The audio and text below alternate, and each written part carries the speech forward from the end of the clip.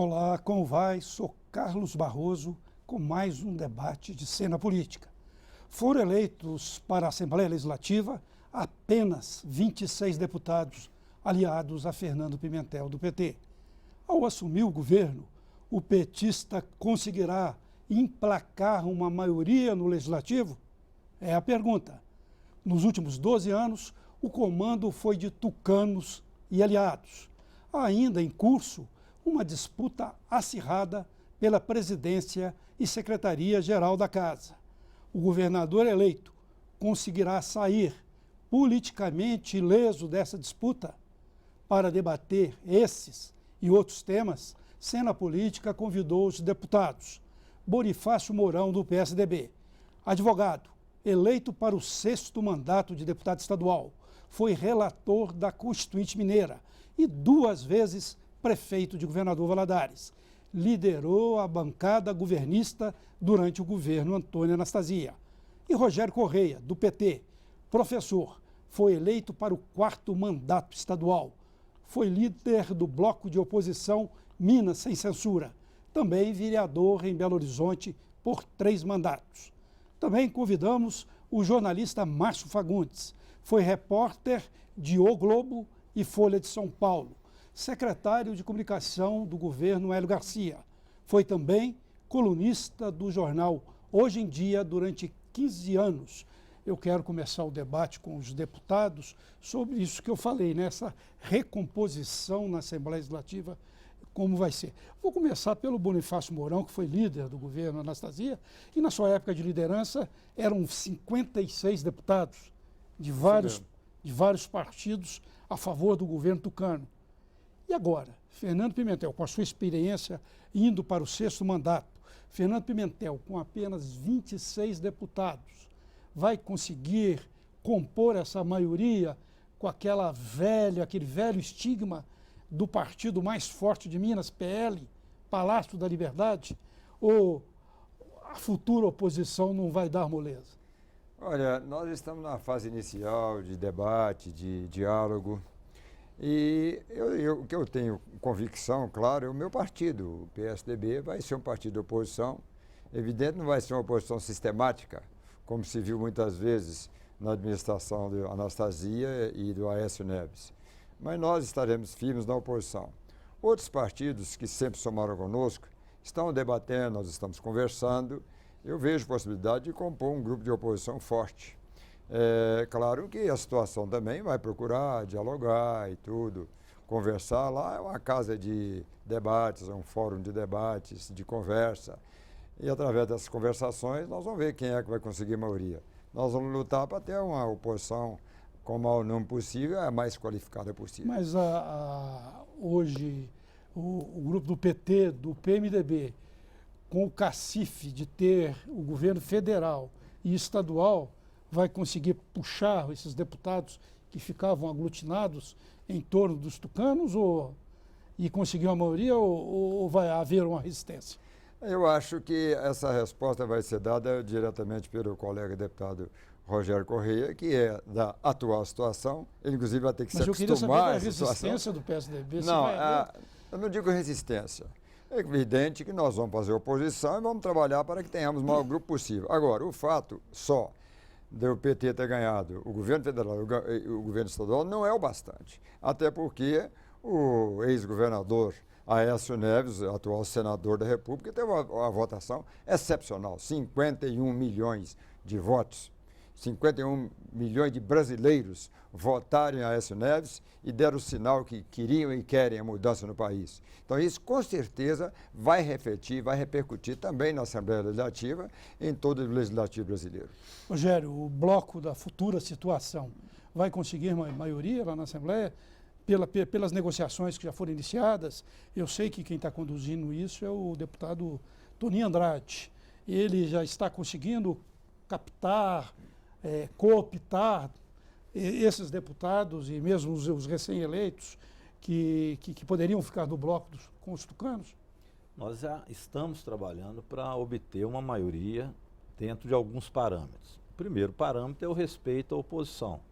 Foram eleitos para exercer esse papel, em especial os deputados do PSDB, do DEM, do PPS, que tiveram um alinhamento mais ideológico com a chapa encabeçada pelo Pimenta da Veiga e pelo Aécio Neves. Então, esse respeito à oposição tem que ser reconhecido pela importância que tem a oposição no cenário político. Agora, o fato de nós termos partidos que estão também alinhados desde muito tempo atrás ao governo da presidenta Dilma vai facilitar a interlocução com esses partidos. É o caso do PDT, do próprio PP, o caso do PSD, são partidos que acenam para uma composição nacional, o PV, uma composição nacional com a presidenta Dilma. E, portanto, tem tudo para também ter um apoiamento ao nosso governo aqui em Minas Gerais e um realinhamento, visto que agora nós temos também o governo do Estado. Então, nós estamos trabalhando nesses partidos. Além disso, há uma série de outros partidos menores que não têm uma tradição de oposição ao governo do Pimentel, o próprio governo da Dilma. Então, também estamos conversando com os parlamentares desses partidos menores, que, aliás, elegeram muitos deputados. Então, eu creio que o Pimentel, com base nestes parâmetros e com base no programa que o elegeu, nós vamos conseguir ter uma maioria na Assembleia Legislativa, mas, repito, respeitando também o papel que a oposição deverá ter nesse período. Deputado Mourão, nessa legislatura que se encerra, a oposição se autodenominou um bloco Minas sem censura. Você já pensa em dar um nome à futura oposição ao Estado? E essa expressão Minas sem censura, ela foi real nesses 12 anos? Minas, houve um processo de censura nos veículos de comunicação? Primeira parte da sua pergunta, Márcio, eu dizer que é um prazer falar com você, como também com o Carlos Barroso e o Rogério, nosso colega aqui presente. Mas a primeira parte, o nome nós ainda não definimos, nós já estamos conversando. Nesta semana teremos mais uma rodada de conversa. A segunda parte, Minas sem censura, a meu ver, não tinha nenhuma procedência. Até porque este nome teve origem, né, numa censura que não houve aqui no governo Aécio Neves, nem no governo Anastasia. Não houve nos últimos anos. Eu não enxerguei esse tipo de censura. Mas eu sei que a oposição bateu muito nesse sentido, mas eu não vi os fundamentos desta censura. Isso chegou ao debate presidencial. É, exatamente, até a presidência da República. Aliás, muita coisa chegou ao debate presidencial sem nenhum fundamento. Vocês sabem disto, Minas Gerais foi vítima, o senador Aécio Neves foi vítima de ataques, a meu ver, infames, sem fundamento e que não correspondia à verdade. Eu estava vendo, assim, vocês... O Rogério, como representante desse bloco, podia falar, pelo menos citar um exemplo, se houve ou não, prático. O nosso bloco vai mudar de nome. Ele não vai chamar Minas sem censura, porque eu tenho certeza que com o Pimentel as coisas vão mudar. Eu acho que Minas tinha muita censura durante o período Aécio Neves, Anastasia, em especial Aécio Neves. Em especial com a sua irmã, Andréia Neves, conhecida entre nós como a Gueiba das Alterosas. Tinha um controle absoluto no mecanismo de imprensa, nós sabemos disso, não é segredo para ninguém. Jornalistas, eu, por exemplo, não posso falar em algumas emissoras de rádio e de jornal. Os jornalistas me dizem, você está proibido. Quem proibiu foi a Andréia Neves e o governo Aécio Neves. Nós sequer podemos dar entrevista. Eu me pergunto, por que o Aécio perdeu a eleição em Minas? Se ele era tão bom, 92% apoiava, segundo ele diz. Por que ele perdeu a eleição? Ele passou a ser conhecido em Minas. Aécio escondia as coisas. Por mais que nós disséssemos nas TV Assembleia, aos movimentos sociais, a imprensa mineira escondia o que era o governo. No meu entender, quando ele passou a ser conhecido pela imprensa nacional e pelos programas de TV, aquilo que ele apregoava como a Minas da fantasia que ele queria tornar realidade, caiu por água, caiu por terra. Então, quando o fim da censura se deu no debate eleitoral, eu acho que aí a Minas Gerais descobriu Aécio Neves e ele acabou perdendo a eleição aqui. Se me permite, eu discordo inteiramente da colocação do colega Rogério Correia. Primeiro que Aécio Neves fez um dos maiores governos da história de Minas Gerais. O povo de Minas Gerais sabe que eu estou falando a verdade. Eu poderia enumerar aqui, ficar aqui mais de uma hora enumerando obras de Aécio Neves em Minas Gerais. O mesmo aconteceu com a Anastasia. Dizer, por exemplo, que a Andréia Neves censurava a imprensa não é verdade. Não concordo, até porque o próprio deputado Rogério Correia sempre teve o maior espaço na imprensa de Minas Gerais e sempre ocupou a tribuna e ele é uma pessoa que gosta da tribuna e sempre ocupou, e com muita divulgação. Muitas e muitas vezes foi ouvido pela imprensa, foram divulgados os seus pronunciamentos, e esta história de censura por parte de Aécio Neves, e inclusive de Anastasia, que todo mundo conhece bem o perfil de Anastasia, só tem procedência, a meu ver, nas palavras do deputado Rogério Correia e de poucos deputados da oposição. Quanto a dizer que Aécio Neves perdeu as eleições em Minas Gerais depois que ele ficou mais conhecido, também não concordo. E o que eu digo é o seguinte: o que houve em Minas Gerais foi realmente uma injustiça com Aécio Neves pelo seu governo, pelo brilhante governo que ele fez e pelo brilhante desempenho, Márcio, que ele teve em nível de campanha nacional, com a votação excepcional para presidente da República. É um nome que precisa ser preservado por Minas Gerais e pelo Brasil. Muito bem, está pedindo ali o encerramento do bloco, mas só pulando essa pauta, bola para frente, você falou que vai obter a maioria, que PT e PMDB vão obter a maioria. Antes aqui do programa estava sendo analisada uma lista de deputados eleitos, e os atuais, naturalmente, que se reelegeram. Isso está sendo colocado nome por nome para você ter essa garantia hoje? Bem, Barroso, eu não disse que nós vamos ter, nós vamos trabalhar para ter. Ah, sim, você não disse é de uma forma não, enfática, é importante, vamos trabalhar, até porque a arrogância na política ela é perniciosa. Para quem ia ter 4 milhões a mais de votos do que a Dilma no primeiro turno das eleições, e até hoje acha que o Aécio Neves é uma pessoa inquestionável e injustiçado, mostra que a arrogância não é um bom conselheiro para a política. Então nós vamos trabalhar para isso. Temos possibilidade de ter essa maioria, sim. Eu citei alguns casos de partidos que nós podemos negociar com os próprios partidos, que dependerá deles também da visão que terão nacionalmente e como que isso terá aqui.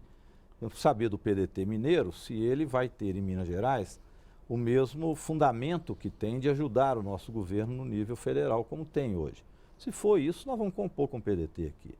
Mas o PDT terá que fazer uma escolha. Os partidos vão escolher, portanto, uma linha de fundamento. Precisa ter um embasamento para que isso ocorra. E os partidos menores, aí sim, nós vamos levantar nome por nome, ver a situação desse deputado, respeitando, repito, a sua opinião.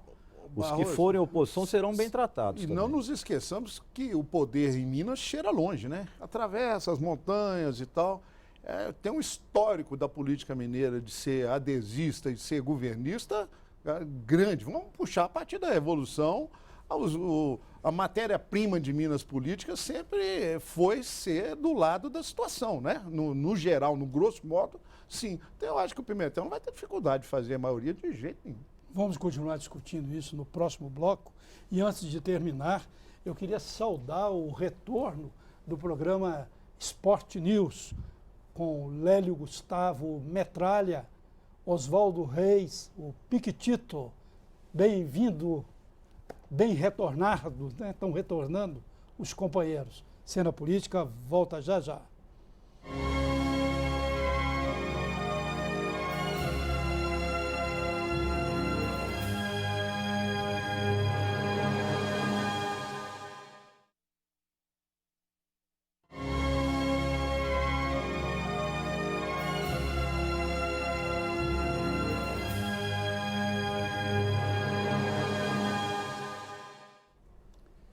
De volta à cena política, debatendo a Assembleia Legislativa, a recomposição da casa, politicamente falando, e a eleição para a direção geral do Legislativo. Deputado, a gente estava conversando aqui no intervalo e é um assunto que está aí nas rodas políticas, né? Se o Estado de Minas, se esse novo governo vai receber um Estado falido, ou se há dinheiro em caixa, se o choque de gestão foi certo, foi aquilo que garantiu financeiramente o Estado ou não? Qual é o seu entendimento disso? É um assunto importante a ser debatido. Primeiro, a questão não é só do Estado de Minas Gerais. A questão é de todos os 27 estados brasileiros. O sistema tributário nacional tem uma distribuição cruel da receita. A receita da União é alta, aproxima de 70% de todos os impostos arrecadados ficam em Brasília. O restante é distribuído entre 27 municípios e mais de 27 estados e mais de 5.500 municípios. O senhor brasileiros. mesmo encabeçou um movimento de renegociação dessa dívida, que até hoje não deu em nada, né? Fui, inclusive, relator da questão da dívida pública. Até hoje deu tem um projeto em andamento da Presidente da República, que eu acredito que o Pimentel vai se interessar muito, para não só para que esse projeto seja agilizado, mas também alterá-lo, porque ele não é o suficiente para nenhum Estado brasileiro. Então, o primeiro problema é a dívida pública de todos os Estados brasileiros, que estão pagando um juro muito alto, muito acima do que o Brasil emprestou para Bolívia, para Equador, para o Gabão e assim por diante. Muito acima e do que empresta para muitas empresas particulares. Então, o primeiro problema é este. Isso traz um compromisso muito grande para os estados brasileiros, não só Minas Gerais. Dizer que o estado de Minas Gerais está quebrado não é verdade. Se fosse verdade, o governo Anastasia não teria feito tantas obras e não teria contraído tantos empréstimos como ele conseguiu no BNDES, em bancos internacionais e assim por diante. Então, a situação financeira do Estado é difícil, principalmente por causa do sistema cruel de distribuição de rendas no país. Você acha que está essa falência do Caixa do Estado? A comissão de transição começou agora. Inclusive, reuniu hoje de tarde, né? Exato. Reuniu hoje de tarde. Começou a recolher agora essas impressões para a gente ter uma certeza do quadro. Então vamos esperar um pouco. Mas eu digo, enquanto pertencente do Bloco Minas Sem Censura, os dados que nós tínhamos são preocupantes. Nós vamos checar isso agora com o governo, mas são preocupantes. A capacidade de endividamento do Estado hoje praticamente foi zerado com os empréstimos solicitados no decorrer do governo Aécio e Anastasia. Nós estamos com uma dívida, o segundo Estado mais endividado, uma dívida que se aproxima de 80 bilhões de reais. Quando o Itamar Franco deixou essa dívida, que aliás herdou também de outros governos, ela era em torno de 24 bilhões. Então é o segundo Estado mais endividado. Nós temos um produto interno bruto em Minas Gerais que cresce pouco. Exatamente porque Minas não se desenvolveu, não teve um projeto de desenvolvimento e a exportação do minério foi a essência da economia mineira. Com o preço do minério caindo, a economia mineira foi para o buraco.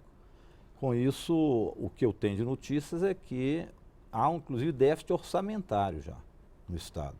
Teve ano passado e esse ano a tendência é sequer fechar o caixa zerado. Mas essa é uma tendência, inclusive até do governo federal, também o... Mas para quem disse que tinha déficit zero, choque de gestão, PIB da China, nós não vamos encontrar PIB da China, vamos encontrar um PIB da Somália, o déficit não vai ser zero, nós vamos ter déficit, e nem os recursos que tinha na Previdência o governo deixou. O dinheiro do FUNPENG foi usado, sei lá, para fazer o quê. Nós temos déficit com a educação e com a saúde. Então, o Fernando Pimentel pega o Estado em condições ruins. Nós estávamos falando da base do governo, é claro, nós vamos ter um núcleo de sustentação do governo mais duro, mas não é fácil também ter uma base de sustentação num governo. Mas o governador eleito se comprometeu, inclusive, com o funcionalismo público. Foi uma das bases da vitória dele, recompor salários, recompor salários de aposentados, de professores. Você tem essa origem, né, como professor e tudo mais. Ele vai ter dificuldade financeira para cumprir essas promessas? Com certeza vai. Eu acho que no caso da educação, a legislação aprovada pelo Congresso Nacional ano passado, que a presidenta Dilma conseguiu fazer com que se aprovasse 75% dos royalties do pré-sal para a educação e 25% para a saúde, vai nos aliviar, porque isso será repassado ao conjunto de estados e municípios. Mas isso isso já inicia um aumento na arrecadação do ponto de vista da educação grande. Isso já vale a partir do ano passado e esse ano nós já vamos ver uma movimentação melhor e a partir do ano que vem em relação à questão educacional. É uma expectativa que nós temos. A relação entre o governo do Estado e o governo federal também irá ajudar o Fernando Pimentel nesse aspecto. Depois de muito tempo, nós vamos ter governos alinhados. Rogério, isso pode trazer em algumas áreas recursos e programas sociais que possam vir para Minas Gerais, que não vinham na quantidade necessária, não digo por conta do governo federal. Mas depois eu quero até ouvir você fazer uma pergunta. Você acha que o novo governo eleito pode repetir o que as gestões recentes passadas os governos fizeram, entrar logo com a lei delegada para mexer melhor no Estado? Você acha que o Pimentel pode repetir esse ato? Eu não vejo, por enquanto, necessidade. Vamos ver o que o Pimentel encontra agora na Comissão de Transição e se ele vai querer fazer modificações no quadro administrativo. Mas eu tenderia a ver primeiro o quadro e, se for o caso, remeter para a Assembleia Legislativa um projeto de lei que tenha que modificar secretarias. não vejo necessidade disso. Mas vamos esperar, é o governador quem define as articulações que tenha com a comissão de transição. O Bonifácio Mourão, deputado, ele falou claramente, se eu entendi, que no governo Fernando Pimentel, no futuro governo Fernando Pimentel, vão vir recursos maiores de Brasília, que minguaram no governo tucano. Isso seria uma realidade que fecharam a torneira e vão abrir? Isso que eu falei. Eu acredito e lamento ao mesmo tempo. Acredito porque, na verdade, o governo Dilma não ajudou Minas Gerais. Tanto que a BR-381 ligando Belo Horizonte, governador Valadares, antes, poucos dias antes das eleições, ela começou em ritmo de tartaruga. E tem mais de não sei quantos anos que ela está aí sendo prometida, desde o início do governo Lula. Segundo, a questão do anel rodoviário, nada, prometido também nada.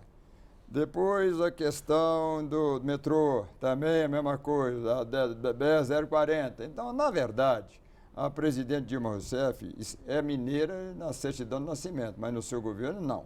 Agora, eu gostaria de voltar um pouquinho sobre o que o deputado Rogério Corrêa falou a respeito de déficit zero. Eu acho, deputado Rogério, você está confundindo dívida pública com déficit zero. Déficit zero, na verdade, houve no choque de gestão, no segundo ano de governo de Aécio Neves, com Antônio Augusto Anastasia como secretário do Planejamento. Então, naquela época, eles conseguiram zerar o déficit. O déficit zero é o seguinte: no governo Itamar Franco, com todo respeito ao Itamar Franco, e eu votei nele, Itamar Franco, na época eu era PMDB, mas o governo Itamar Franco deixava uma dívida de cerca de 2 bilhões por ano, além da receita, a dívida era acrescentada. Aí o choque de gestão veio e zerou essa dívida. Aí o que você gastava, o que você arrecadava. Este é déficit zero. Agora, dívida pública é uma dívida que vem desde da década de 60, vem rolando, até chegar aos valores que chegou hoje. É completamente diferente. Eu acho que é uma confusão entre déficit zero e dívida pública que nós não podemos estabelecer aqui nesse debate. Bem, Mourão, eu não quero discutir terceiro turno, porque isso é um debate já bem feito durante o período eleitoral. Mas a questão do déficit, ano passado nós já tivemos um déficit orçamentário. Ele foi preenchido, inclusive, com o dinheiro do FUNPENG. Para não ficar no terceiro tempo, 900 milhões. O que isso vai implicar em futuro governo, ano que vem?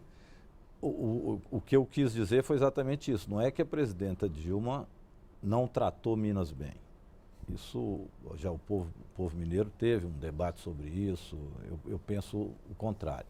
Mas acho que a proximidade programática do governo Pimentel com o governo da presidenta Dilma irá ajudar. Então, algumas questões. A BR-381, por exemplo, a presidenta fez não apenas o recurso do PAC, como também o processo de licitação, inclusive de projeto, porque o governo de Minas não deu conta do projeto. O metrô, o governo de Minas não deu conta do projeto, e o anel rodoviário também. Nós teremos que dar conta destes projetos, porque o recurso já está, inclusive, disponibilizado em obras do PAC. Portanto, nós teremos esses recursos e o governo uma vontade de realizá-las, não por PPPs, mas através do PAC. Se me permite, é a alegação do governo, que o governo de Minas não deu conta do projeto. Eu assisti a uma reunião da presidente Dilma Rousseff com o governador Anastasia aqui no Palácio da Liberdade. Quando ficou assentado, tudo seria feito em convênio, não ficaria nessa dependência. No caso do metrô, foi enviado posteriormente, durante o período eleitoral, Alberto Pinto Coelho enviou o projeto, depois foi negado, não havia sequer o projeto ainda. Não estava na dependência. O que eu penso é que o governo tucano em Minas, por uma posição mais ideológica de princípio, prefere fazer isso através de PPP e não com a participação através do PAC. Isso deu problemas. Acho que esse tipo de problema nós não teremos em infraestrutura. A mesma coisa em alguns outros programas. Por exemplo, programa da área de agricultura familiar. O que nós temos de recurso que pode ser destinado a essa área e não havia programas do governo de Minas é muito grande. Esses programas existem para os estados de maneira geral. Isso facilitará a vinda de mais recursos por programas que sejam vislumbrados conjuntamente. Assim como no caso da educação, esse não, foi aprovado recentemente a lei dos 75% do royalties do petróleo para a educação. Isso eu acho que vai facilitar o sistema educacional como um todo no Brasil. E nós teremos, então, uma situação melhor nisso. Muito. Agora, essa situação melhor vem num problema de Minas Gerais de caixa que nós vamos ter grande. Tudo bem, nós vamos para um novo intervalo e depois eu queria voltar com essa discussão da disputa. E não é discussão para coisas futuras. A eleição já terminou, né? Os resultados já foram colocados. Vamos ver se não tem a recontagem agora que o PSDB está pedindo. É essa disputa da presidência e da Secretaria-Geral da Assembleia Legislativa, que eu, no meu entender, já está se acirrando, né? Está se acirrando. Os candidatos estão, de uma certa maneira, calmos, mas a gente vê nos bastidores que há um acirramento. Mas antes de encerrar, o deputado falou de Itamar Franco, eu queria até fazer um registro aqui, que os tucanos devem muito a Itamar Franco. Foi Itamar Franco que começou o Plano Real e passou para Fernando Henrique Cardoso, que era um político que estava entrando no ostracismo, depois de perder a eleição para Jânio Quadros em São Paulo, aquela eleição. Ele retomou e depois virou presidente, bipresidente. E também aqui em Minas Gerais, o Itamar Franco, ao não disputar a reeleição e apoiar Aécio Neves, permitiu essa ascensão de Aécio Neves. Eu concordo com você, só discordo quando você fala que o Itamar ajudou muito os tucanos. Não. Com o Plano Real, que realmente iniciou com ele, e o Fernando Henrique deu o maior impulso, juntamente com Rubens Recupero e alguns outros, o Plano Real ajudou os brasileiros, de modo geral, e não só os tucanos, evidentemente. Tanto que o Plano Real, a meu ver, é responsável por bons planos na área social que nós temos hoje, inclusive o Bolsa Família. Mas foi só um registro, deputado. E o Itamar está virando já quase unanimidade, né? Eu fui vice-líder do Itamar Franco, já tenho minha experiência também de governo na Assembleia, né? O pessoal me vê muito como oposição, mas já tive do outro lado também. Tá certo. Cena Política volta já já.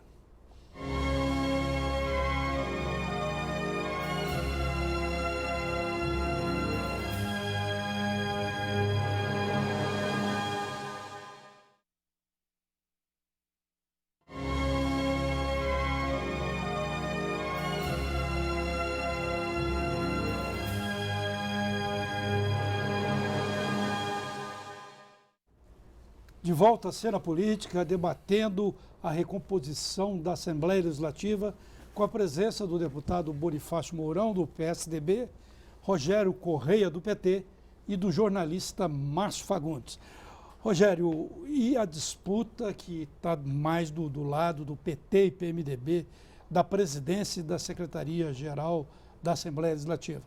Eu, quando falei que estava acirrada, vi que você ficou assim com a expressão meio surpresa, mas nos bastidores já está se tornando acirrada. Parece que pode caminhar para um consenso, mas nos bastidores sempre tem aquelas espetadas de cá, espetadas de lá. Como que está caminhando isso, no seu entender? Bem, a intenção nossa é chegar a um consenso, inclusive com a oposição. Como fazer isso? O caso do PT e do PMDB, nós estamos entrando num diálogo de ter aí um rodízio de biênio. Era o mais comum na Assembleia Legislativa até que o Mauri Torres foi candidato à presidência. Eu fui, inclusive, vice-presidente do Mauri Torres na ocasião. E acabou, naquela época, havendo a reeleição posteriormente. Foi criado ali. A nossa ideia é terminar com o Instituto da Reeleição na Assembleia Legislativa. Então, nós teríamos apenas uma eleição. Isso já tem sido discutido e tem favoráveis de todos os partidos. Um acordo que eu estou sabendo, entraria desta vez o PMDB, seria o deputado Adal Clever, e depois, no segundo biênio, viria o PT. Isso ainda não está fechado, mas podendo ser também o contrário, o PT primeiro, o PMDB depois. Então, nós já chegamos a um acordo de que seja um biênio PT, um biênio PMDB. Mas nessa corrida, quais nomes que estão na frente? Tem o Ivair Nogueira, tem o Paulo Guedes. No PT, Paulo Guedes e Durval Ângelo, que são os dois nomes que se colocaram. Dentro do PMDB, o Ivair Nogueira e o Adal Clever. O PMDB deve definir isso semana que vem, a quem Parece é o candidato. Parece que o Dilson Melo também está correndo por fora. Eu não digo do campo que está na aliança do Pimentel. Hoje oposição e depois situação.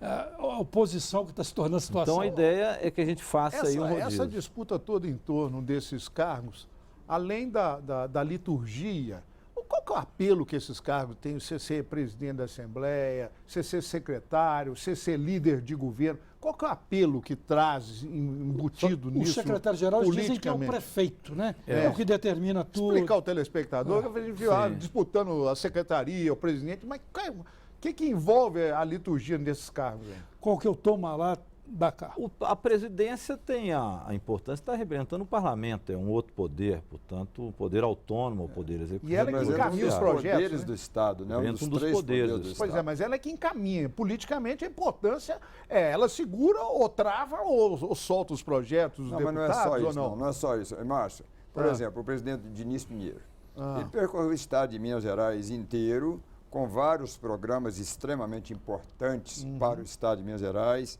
inclusive o programa Assim Saúde, outros inúmeros programas que foram conduzidos. Descentralizando a instituição. E ele levou a Assembleia a se tornar muito mais conhecido no interior de Minas e assim por diante.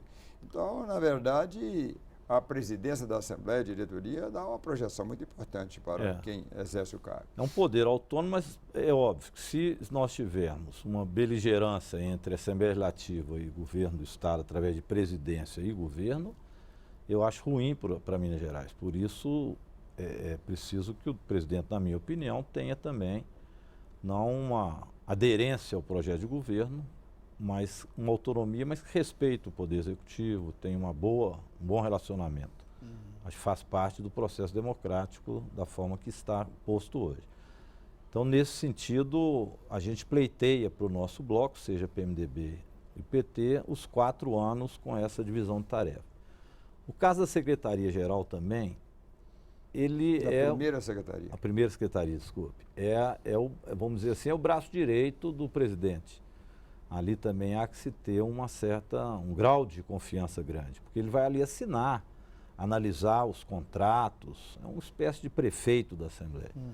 Por isso também nós estamos reivindicando. Agora, precisamos de compor com a oposição, acho que é importante a presença da oposição na mesa diretora. Nós ainda não iniciamos formalmente esse diálogo, mas há um pensamento entre nós de oferecer à oposição um cargo que eles possam estar representados, fiscalizar também na mesa diretora. Eu acho que o poder legislativo, o máximo que ele puder estar unificado na mesa diretora, independente da relação dos deputados com o governo, é importante.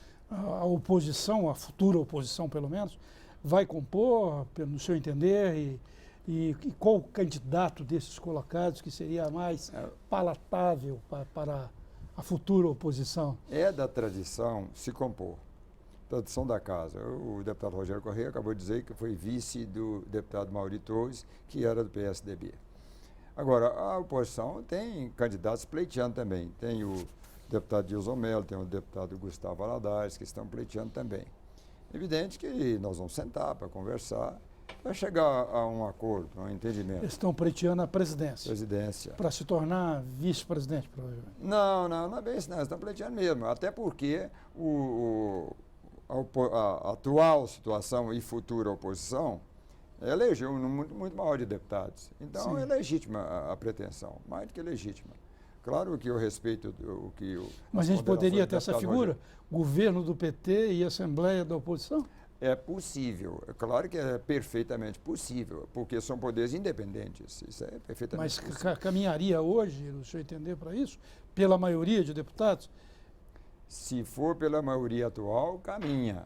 Agora, é evidente que muita água vai passar debaixo da ponte. Não, eu estou falando O a diálogo maioria tá- da futura legislatura, né? São 26 do bloco PMDB, PT, PCdoB, né? Eu acho que Esse- por isso é que nós estávamos discutindo se é possível e se nós trabalhamos para ter uma maioria. Acho que trabalha para ter uma maioria e também para a eleição da presidência e da secretaria-geral. Então nós vamos trabalhar essa maioria, estamos já tendo conversações. Eu acho que faz parte daquele primeiro bloco onde nós discutimos se é possível ter uma maioria. A maioria agora seria uma maioria necessária para eleger também uma maioria da mesa diretora, em especial a presidente e a secretaria. Estamos trabalhando para isso. E eu acho que é possível um acordo com a oposição também nesse aspecto. Isso teremos ainda bastante discussão, né, Mourão? Estamos começando. Sentar e conversar. Tem também a questão de composição de blocos. Lá o regimento interno da Assembleia... Presidência das comissões. Exatamente. O regimento interno exige, para compor um bloco, tem que ter mínimo 16 deputados. Então, veja você, a maioria dos partidos lá, não, a Assembleia agora vai ter 22 partidos representados dentro da Assembleia. Mourão, 22. me permite, só 3 Diluição bancadas. completa, né? Nós só temos 3 bancadas, porque a bancada tem que ter 5 deputados. Os únicos partidos que fizeram bancadas foram o PT, PMDB e PSDB, que tem 10, 10 e 9. Todos os outros têm menos de 5 deputados. Então, certamente, eles terão que formar blocos. Dando um exemplo, o PTB, o PV, o PSD e um outro partido fizeram 4 cada um. Se eles se juntarem, formam um bloco, mínimo de 16. Mas se não juntarem, não formam um bloco. Fica disperso, às vezes. Então, tudo isso tem que ser conversado, dialogado e para se entender. Mas com 22 partidos, a tendência seria dispersão mesmo?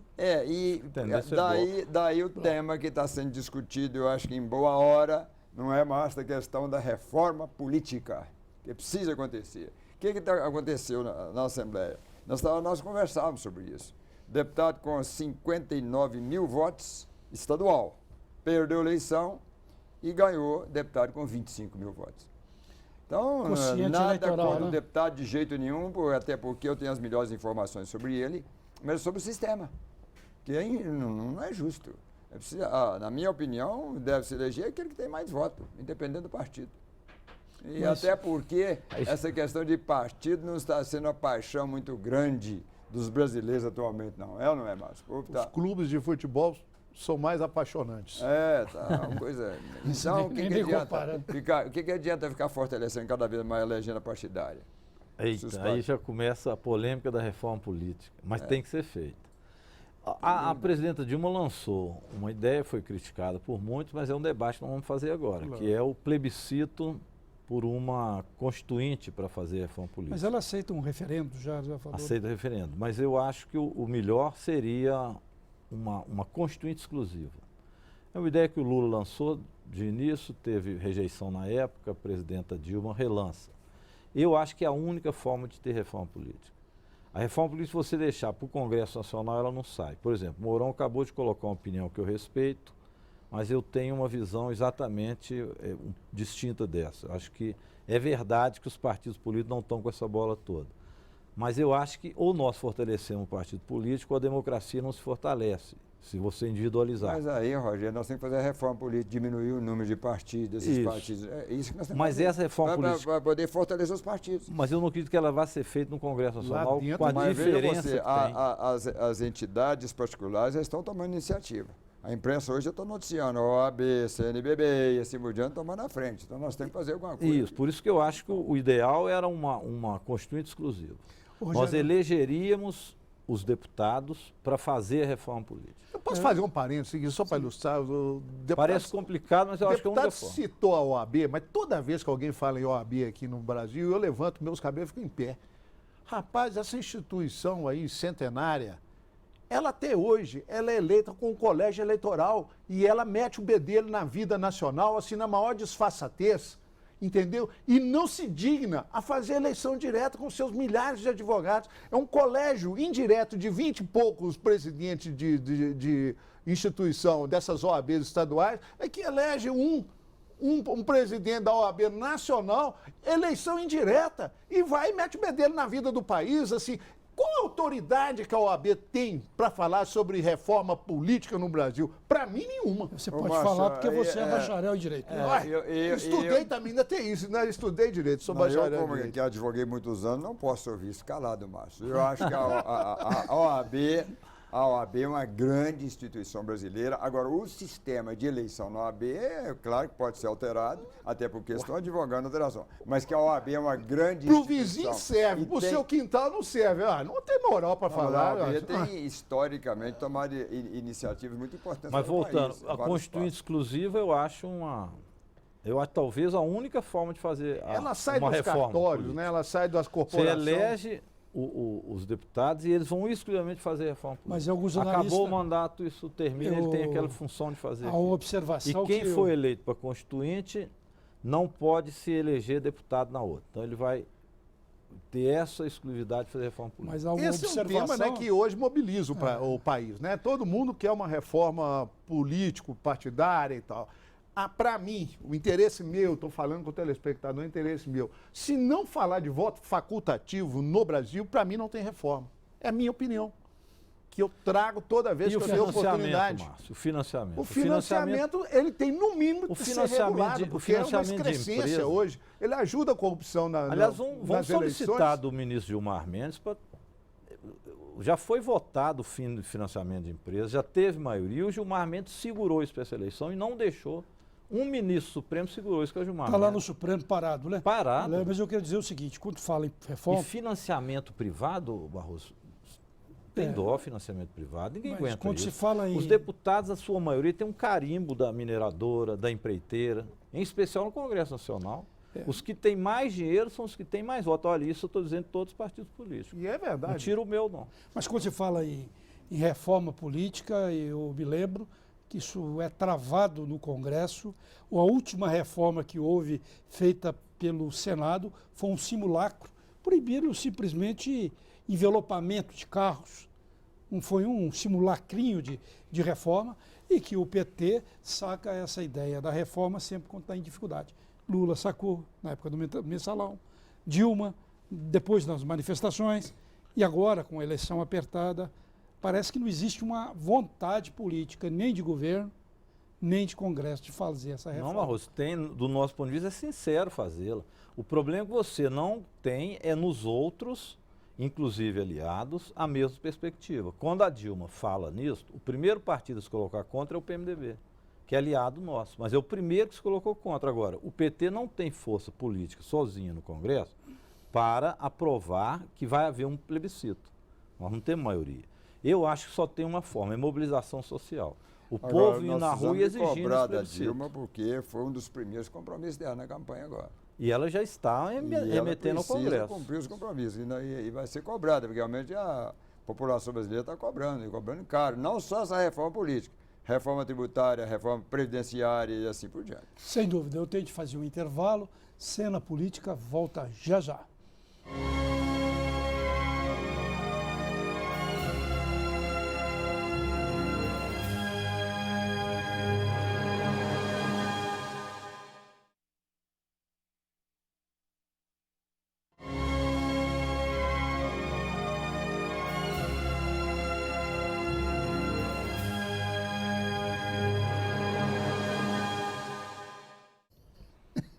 De volta à cena política, boa. debatendo a recomposição da Assembleia Legislativa. E, Rogério, pulando aí para um outro tema lá do Congresso Nacional. A situação, vai ser a futura situação com 26 deputados. A oposição, 51 deputados. E a gente tem lá em Brasília, no Congresso, uma rebelião do PMDB, centralizada no PMDB. Já derrubaram o projeto lá o projeto da Dilma, né? Dos Conselhos populares, e podem derrubar outras, podem colocar até projetos que mine as finanças do governo, que já está em dificuldade. E aqui em Minas Gerais, puxando de lá para cá, não há possibilidade do PMDB também entrar nessa linha da revolta, da rebelião? Eu acho que em Brasília a presidenta Dilma ela terá que recompor uma base de governabilidade que não leve em consideração apenas a governabilidade institucional do Congresso. Essa é uma governabilidade importante. Mas você tem a governabilidade social. Significa que a sociedade também tem que se mobilizar nesse período. Quanto mais que nós não temos reforma política. O que o PMDB faz no Congresso Nacional, às vezes, é uma chantagem com a presidenta Dilma, isso tem que ser denunciado. Não é assim que se age de partido que está num bloco de governo com um programa, apenas para ter espaço político. O PMDB aqui é mais ameno? A presidenta Dilma, no meu entender, ela tem que expor isso à situação e chamar uma governabilidade social. E, portanto, uma mobilização ao plebiscito da Constituinte. Ela não pode ficar refém de um partido político. Isso, na minha opinião, é um recado claro. Muito menos aquele Eduardo Cunha, Agora, que não é boa bisca, exatamente, não pode. Pelo amor como de o E agora o PSDB, Henrique Eduardo Alves, o Lula foi contra ele lá no Rio Grande do Norte, ele foi Exato. candidato a governador Sim, sim. do Rio Grande do Norte. E o pelo- Lula- E aí faz Perdeu, chantagem é. com a presidente da República. Então, isso eu acho que a presidente da República ela tem que se colocar e solicitar da eleição que ela teve um aval social para que possa cumprir os seus programas. E nele está a reforma política. Então, acho que, primeiro isso. Aqui, nós temos com o PMDB em Minas Gerais uma aliança que não é de agora. O PMDB, na verdade, é aliado nosso há bem mais tempo. Nós tivemos o Bloco Minas Sem Censura aqui na Assembleia Legislativa. Eles permaneceram, na grande maioria, durante todo esse período conosco. Nós fizemos um programa comum, nós apoiamos o Hélio Costa na eleição passada, eles apoiaram agora o governo do PT. Nós estamos aqui com a base programática que permite ser o centro de construção do governo do Pimentel. Mas eu acho que o governo tem o seu programa. Você não pode descaracterizar um governo por fisiologismo, pela ausência de reforma política. E eu acho que a população começa a sentir isso agora. Então, acho que dará à presidenta Dilma condições de não ficar refém também de quem quer que, ao invés de um programa vitorioso, entre em execução, que esse programa seja revertido pela pressão dos partidos políticos. Mas o PMDB, nesse último governo, Anastasia principalmente, embora existam PMDBistas que praticam oposição lá na Assembleia, de uma maneira mais enfática, o caso do Sávio Souza Cruz, outros PMDBistas ficaram muito próximos do governo, chegaram a negociar uma secretaria no governo Anastasia e foi por pouquinho, né? Pelo que eu estou sabendo.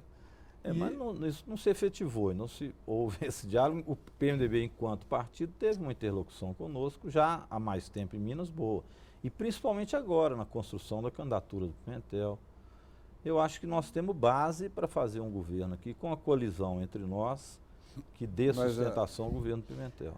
Aproveitando o comentário do deputado Rogério Correia, ele disse no início desse programa que os partidos daqui de Minas Gerais, que acompanham o governo federal, eles vão conversar para acompanhar o governo do Estado também. Citou o PP. Não seria o mesmo caso do PMDB, que está divergindo lá, divergir aqui também? Seria, a meu ver, dentro da coerência. Uma boa pergunta. Nesta quarta-feira vai ter o retorno do Aécio Neves para assumir a liderança diz ele, né? Assumir a liderança da oposição no país. A liderança dele está consagrada nas últimas eleições. Sim, mas vai ter reunião do Executivo Nacional e com um programa para 2016, para a eleição de prefeitos, em uma base ampla e tudo.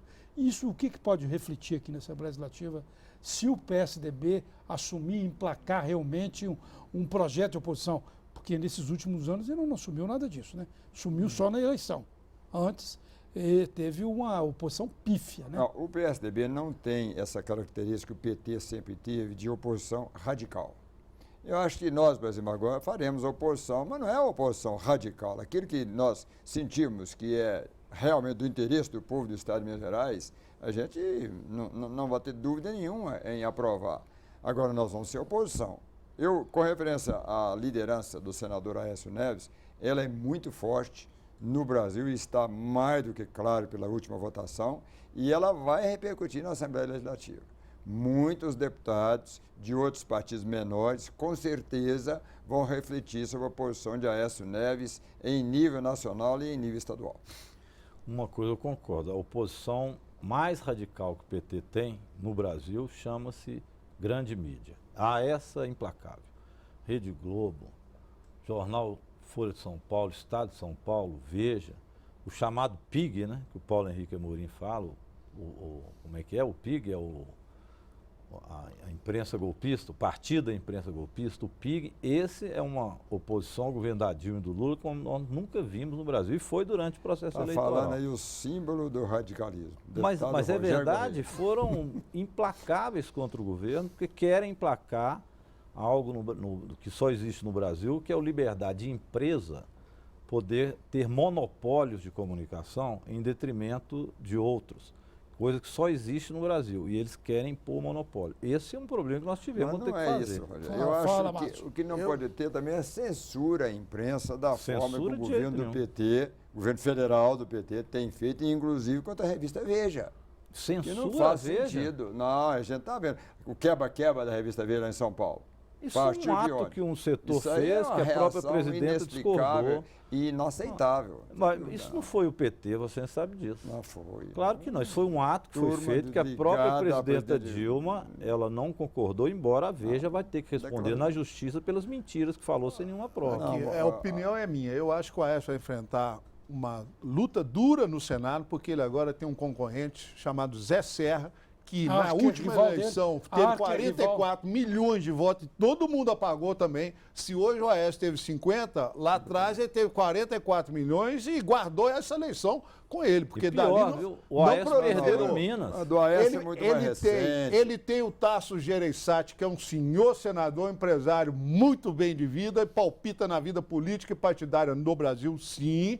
Ele tem o Aloysio Nunes, que teve 11 milhões de votos para o Senado lá em São Paulo. Então, a liderança dele o hoje... Álvaro Dias do Paraná, e nós vamos caminhar juntos. Ele vai partilhar um pouco essa liderança. Não são juntos, só os 50 milhões, não. Ela vai distribuir um pouco dessa dúvida. liderança. Mas, pelo que eu tenho lido aí, hoje a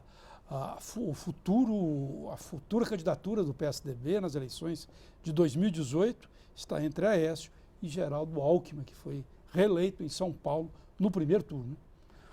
Aliás, o Aécio perdendo a eleição em Minas, eu acho que ele é candidato ao ostracismo na eleição presidencial futura. Isso na sua opinião, Rogério? Na minha opinião. O Geraldo na sua Alckmin, opinião, que sempre foi pela muito votação contra em São o Aécio Paulo, Neves, a gente sabe disto. Agora, o Aécio Neves é uma liderança nacional e em Minas também. Nós não podemos analisar só por essas eleições, não. As obras que o Aécio Neves fez em Minas Gerais falam alto. Elas podem não falar na hora, mas elas falarão sempre. Não, eu não discordo. Mas eu digo deixa eu assim, aproveitar essa oportunidade só que nós estamos do terminando. ponto de vista do PSDB, haverá uma disputa muito acirrada. O Alckmin se credenciou também para ser um futuro candidato à presidência da República. Ele, com essa o forma Aécio, de água o lá, Aécio, o Paulista está caindo você na já fez realidade. o cálculo de tirar os votos de São Paulo e ver o resultado eleitoral? A Dilma deu uma balaiada. Se você tirar São Paulo, é 56 a 44. Aqui, não, vou aproveitar a experiência dos dois para encerrar aqui, com o Barroso já fez o sinal. 6 mandatos está indo para 6 mandatos, 4 mandatos, fora os de vereador. O que o Legislativo vai ofertar para o Fernando Pimentel? Um novo mandato, uma nova gestão, fazer uma nova Minas Gerais? O que a gente pode oferecer no sentido do Legislativo contribuir para isso? Vai ter que ser 2 ou 3 palavras que está acabando. Um debate político de qualidade, acho que nós vamos precisar de fazer lá. Vamos respeitar a oposição e tentar construir dali uma mobilidade política para Minas e reerguer o Estado, que eu acho que está bem judiado.